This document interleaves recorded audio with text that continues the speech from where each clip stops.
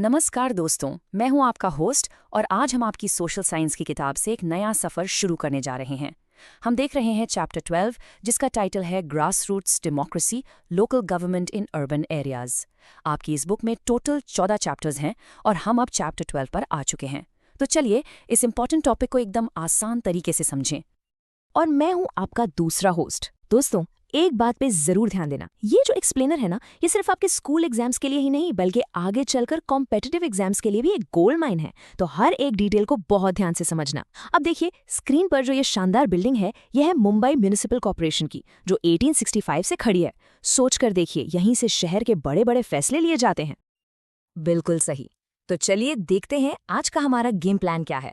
हम शुरू करेंगे एक छोटे से इंट्रोडक्शन से, फिर गहराई में जाकर समझेंगे कि ये अर्बन लोकल बॉडीज आखिर हैं क्या। इसके बाद हम उनके काम और उसमें आपके रोल को एक्सप्लोर करेंगे, उनके अलग अलग टाइप्स देखेंगे, सिटी और विलेज गवर्नेंस के बीच का फर्क समझेंगे और हाँ, सबसे आखिर में सारे इंपॉर्टेंट पॉइंट्स को समराइज करेंगे। तो चलिए शुरू करते हैं हमारे पहले सेक्शन से, एन इंट्रोडक्शन।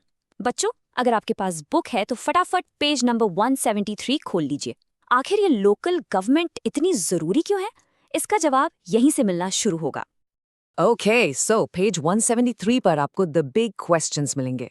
इस पूरे चैप्टर को समझने के लिए ना बस इन दो सवालों के जवाब ढूंढने हैं। पहला, जैसा बुक में लिखा है, what are urban local bodies and what are their functions, मतलब ये शहरी स्थानीय निकाय क्या है और इनके काम क्या क्या हैं। और दूसरा सवाल, why are they important in governance and democracy, यानी शासन और लोकतंत्र में इनकी क्या वैल्यू है। इस एक्सप्लेनर के एंड तक इन दोनों के जवाब आपके फिंगर टिप्स पर होंगे, ये प्रॉमिस है। और पता है, ये आइडिया कोई नया नहीं है। इसकी इम्पोर्टेंस हमारे संविधान निर्माता भी जानते थे। देखिए ये कोट रुस्तम के सिद्वाजी का, जो संविधान सभा के मेंबर थे। आपकी बुक में लिखा है, उन्होंने कहा था, so that people may know really what is an administration, what are the franchise, what are the powers, what are the rights and what are the privileges in a small sphere, in their own town, in their own villages. इसका मतलब है कि असली democracy तभी है जब लोग अपने ही शहर या गांव में बिल्कुल लोकल लेवल पर प्रशासन, वोट के अधिकार और अपनी शक्तियों को समझें, पावर उनके हाथों में हो। तो अब जब हम इसकी इम्पोर्टेंस समझ गए हैं, चलिए देखते हैं कि ये अर्बन लोकल बॉडीज आखिर हैं क्या और इनका स्ट्रक्चर कैसा होता है। अब आप अपनी बुक में पेज नंबर 174 और 175 पर आ जाइए। यहाँ इस चैप्टर का कोर कॉन्सेप्ट छुपा है। पेज 175 पर फिगर 12.2 में आपको गवर्नेंस का एक पिरामिड स्ट्रक्चर दिखेगा, जैसा आप स्क्रीन पर भी देख सकते हैं। देखिए सबसे नीचे इस पिरामिड का बेस है लोकल गवर्नमेंट, उसके ऊपर स्टेट गवर्नमेंट और सबसे टॉप पर यूनियन गवर्नमेंट। पिछले चैप्टर में हमने इस बेस के लेफ्ट साइड यानी पंचायती राज को समझा था। आज हमारा पूरा फोकस है इसके राइट साइड पर, यानी अर्बन लोकल बॉडीज। तो अर्बन लोकल बॉडीज है क्या? आपकी बुक पेज 175 पर इसकी एकदम साफ डेफिनेशन देती है। Local government structures in urban areas are called urban local bodies. बिल्कुल सिंपल भाषा में इसका मतलब है कि शहरी इलाकों में जो लोकल सरकार होती है उसे ही अर्बन लोकल बॉडी कहते हैं। ये आपके शहर की या आपके कस्बे की आपकी अपनी चुनी हुई सरकार है। और इस पूरे सिस्टम का जो सबसे बड़ा सिद्धांत है, यानी कि प्रिंसिपल, वो है डिसेंट्रलाइज्ड गवर्नेंस। ये इंग्लिश शब्द डिसेंट्रलाइज्ड आपको बुक में मिलेगा, जिसका मतलब है विकेंद्रीकृत, यानी सारी पावर दिल्ली या स्टेट कैपिटल में बैठे कुछ लोगों के पास नहीं है, बल्कि पावर को लोकल लेवल पर बांटा गया है। पावर का बंटवारा, ताकि लोग अपने फैसले खुद ले सकें। चलिए अब आगे बढ़ते हैं। हमने ये तो समझ लिया कि ये बॉडीज क्या हैं, पर सवाल ये है कि ये आखिर करती क्या हैं? हमारे शहर को रोजमर्रा की जिंदगी में चलाता कौन है? स्क्रीन पर इन दो तस्वीरों को देखिए। एक तरफ कचरे का ढेर, दूसरी तरफ टूटी हुई सड़क। ये मंजर हम सब ने कहीं ना कहीं देखा है ना? कभी सोचा है इसको ठीक करने की जिम्मेदारी आखिर है किसकी?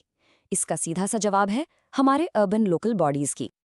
बिल्कुल, आपकी बुक के पेज 176 पर इनके मुख्य कामों की पूरी लिस्ट दी गई है, जैसे कचरा उठाना और उसे ठीक से डिस्पोज करना, सड़कों और नालियों को मेंटेन करना, शमशान घाटों का रखरखाव, आपसे प्रॉपर्टी टैक्स जैसे लोकल टैक्स कलेक्ट करना, सरकारी स्कीम्स ठीक से चल रही हैं या नहीं ये चेक करना और शहर के विकास की प्लानिंग करना। ये सारे ज़रूरी काम इन्हीं बॉडीज़ के होते हैं। लेकिन क्या ये सारा काम अकेले कर सकते हैं? बिल्कुल नहीं। और यहीं पर आपका रोल आता है एक रिस्पॉन्सिबल सिटीजन का। इसे कहते हैं पार्टिसिपेटरी डेमोक्रेसी, यानी सहभागी लोकतंत्र। जैसा पेज 77 पर बताया गया है, अगर आप गीला और सूखा कचरा अलग करते हैं, पानी लीक होने जैसी समस्या को तुरंत रिपोर्ट करते हैं और पार्क जैसी पब्लिक प्रॉपर्टी की देखभाल करते हैं, तो आप सीधे सीधे अपने शहर को बेहतर बना रहे होते हैं। तो दोस्तों, ये मत सोचो कि आप अकेले क्या कर सकते हो। हर छोटा कदम मैटर करता है। सही कहा।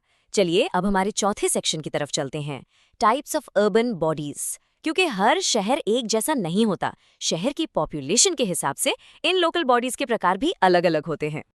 आप पेज 179 पर दी गई इस टेबल को देखिए। स्क्रीन पर भी ये मौजूद है। ये बहुत आसान है। देखिए, जिन बड़े शहरों की आबादी 10 लाख से ज्यादा है, वहाँ म्यूनिसिपल कॉरपोरेशन या महानगर निगम होता है। जहाँ आबादी 1 से 10 लाख के बीच है, वहाँ म्यूनिसिपल काउंसिल या नगर पालिका होती है। और जो छोटे कस्बे गांव से शहर बन रहे हैं, जिनकी आबादी 1 लाख से कम है, वहाँ नगर पंचायत होती है। सिंपल है ना? और क्या आप एक मज़ेदार फैक्ट जानते हैं? आपकी बुक के पेज 177 पर लिखा है कि मद्रास कॉरपोरेशन, जिसे आप ग्रेटर चेन्नई कॉरपोरेशन कहते हैं, भारत की सबसे पुरानी म्यूनिसिपल संस्था है। इसे 1688 में स्थापित किया गया था।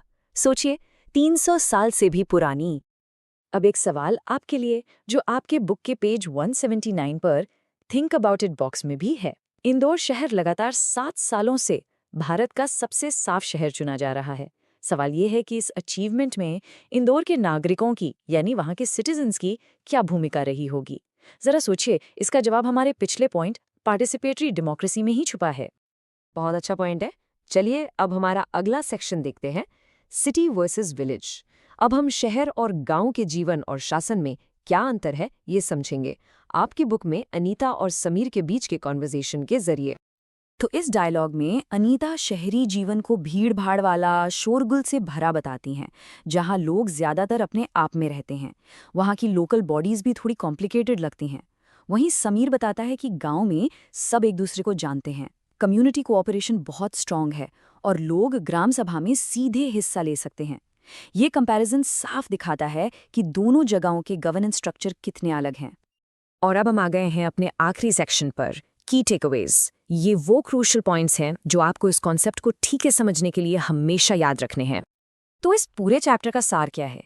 आपकी बुक में before we move on section में 3 मुख्य बातें लिखी हैं। पहली, शहरी इलाकों में डिसेंट्रलाइज्ड लोकल बॉडीज होती हैं। दूसरी, चुने हुए प्रतिनिधि स्थानीय नागरिकों का प्रतिनिधित्व करते हैं। और तीसरी, इस सिस्टम को अच्छे से चलाने के लिए नागरिकों के भी कर्तव्य होते हैं। और इन सबका लक्ष्य क्या है? वही पार्टिसिपेटरी डेमोक्रेसी। तो व्यूअर्स, इस एक्सप्लेनर के अंत में हम आपके लिए एक सवाल छोड़कर जा रहे हैं। इस हफ्ते आप ऐसा कौन सा एक छोटा सा काम कर सकते हैं जिससे आप अपने लोकल कम्युनिटी में योगदान दे सकें? अपने पड़ोस में सफाई, एक पौधा लगाना या किसी ज़रूरतमंद की मदद करना। इस पर सोचिए ज़रूर। इसी सवाल के साथ हम आज का ये सेशन समाप्त करते हैं। नेक्स्ट हम चैप्टर 13 कवर करेंगे। तो मिलते हैं बच्चों अगले चैप्टर पे। तब तक के लिए पढ़ते रहिए, बढ़ते रहिए।